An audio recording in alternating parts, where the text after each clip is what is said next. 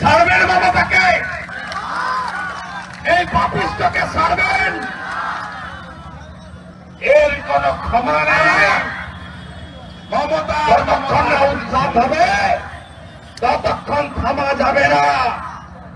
বলছে আমি ভোটে দিতে এসেছি, বিজেপি পিছনের দরজা দিয়ে ক্ষমতা চায়। আমরা চাই না, আমরা তো তোমাকে ভোটে হারাবো।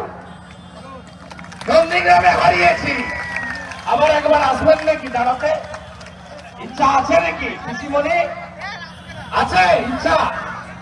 আপনি যদি না আসেন, আপনি যেখানে দাঁড়াবেন সেখানে গিয়ে আপনাকে আমি হারিয়ে দিয়ে আসবো। তারিখ করতে প্রমাণ করেছি, আবার প্রমাণ করে দেব। এবং আমরা ভোটের মাধ্যমে হারিয়ে এই রাজ্যে পরিবর্তন করব।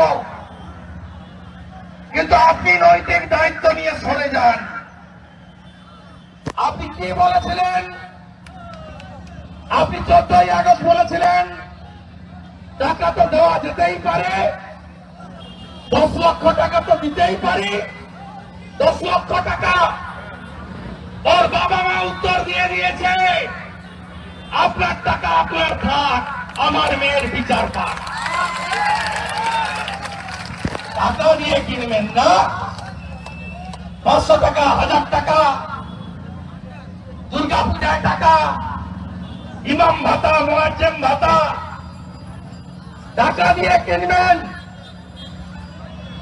একটা মায়ের, একটা বোনের, একটা মেয়ে, তার সম্ভ্রম, তার ইজ্জত, তার নারীত্ব, তার মাতৃত্ব টাকা দিয়ে কেনা যায় না। মাননীয় মুখ্যমন্ত্রী বলা পরে নবান্নতে ঠেলায় পড়ে বলছে আমি তো টাকার কথা বলিনি।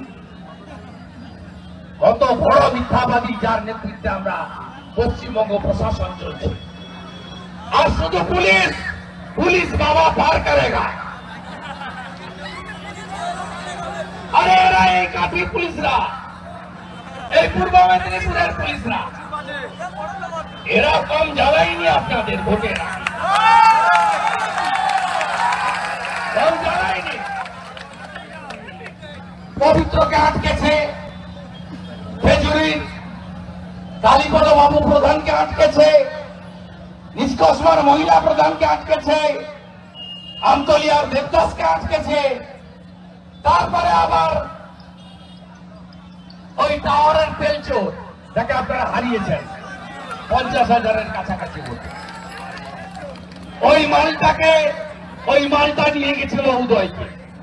উদয় আবার পালিয়ে এসছে, লোকসভা ভোটে প্রচার করেছে বিজেপির হয়ে, তাকে আবার ধরে জেলে ঢুকিয়ে দিয়েছে। এই পুলিশ ছাড়া এদের কেউ নেই। এদের দশা আমি বলছি। এখানে একটা আইসি ছিল অমলেন্দু, তার নাম কৃষ্ণনগরে। আপনার অবস্থা অভিজিৎ মন্ডলের মতো হবে, আমি বলে রাখলাম। আপনি মিউনিসিপালিটির ইঞ্জিনিয়ার শান্তনু পণ্ডার স্ত্রীকে কি করেছিলেন? সিবিআই তদন্ত হচ্ছে না?